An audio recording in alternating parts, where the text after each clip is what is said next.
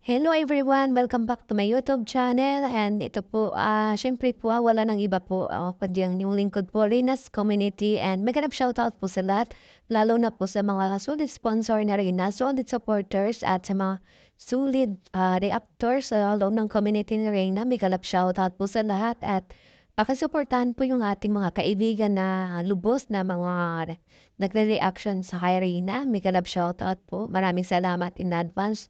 At syempre inyong lingkod po, maraming salamat po sa mga suporta niyo sa amin, lalo na po sa Team Pabahay at salamat po sa mga sponsors na sumusuporta sa Pabahay ni Reyna. Tabangan niyo po yung mga new updates, mga upcoming updates sa Pabahay ni Reyna at araw-araw po mga ginagawa na na hakbang para mapatayo na po yung Pabahay ni Reyna. At tabangan niyo po yun sa YouTube channel ni Ma'am Roweneng po.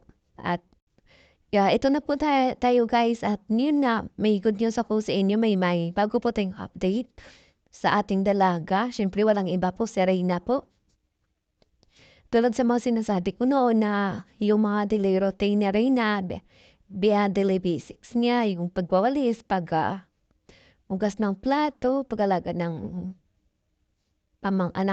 kapatid niya, yun. At araw-araw niya po yung ginagawa bilang libangan, di ba? Di ba nga, para hindi po siya ma-bored. At syempre po hindi po nawawala yung ang zumba niya araw-araw. At yung mga guys, may pinaghahandaan po siya at kailangan niya po talagang yan, kumaga, niya na nakasanayan niya na rin. At alam naman natin na may upcoming event siya. Abangan po natin yan kasama yung kanyang kapatid na si Danica. Magrarampa po yung ating dalaga at abangan po natin yan, kaabang-abang po yan guys.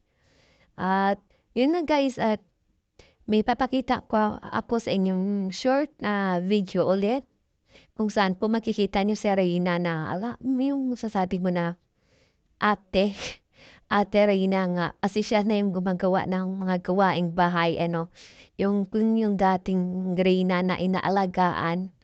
Ngayon po si Reyna na po yung nag-alaga sa kapatid niya at maaasahan na rin sa gawaing bahay ng nanay niya po. At yung nakakatuwa lang, di ba, ang laki na ng improvement niya mula nung scout ng Kalingap. At yun nga, kahit anong mangyari, hindi natin nakalimutan niya na yung Kalingap talaga yung unang tumulong kay Reyna. At tinatanaw po natin yan ng utan na loob po. At maraming salamat din kay Ate Melanie sa pagmamahal kay Reyna at sa pagbibigay ng update sa mga supporters na Reyna. Maraming salamat, Mars. At sana po na gumaling na si Reyna, at yun lang naman ang gusto nating mangyari.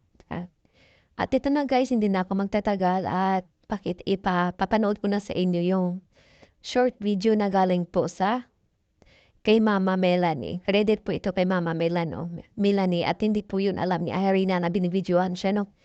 Maraming salamat. Panoorin niyo po guys at may shoutout po sa lahat and God bless us all.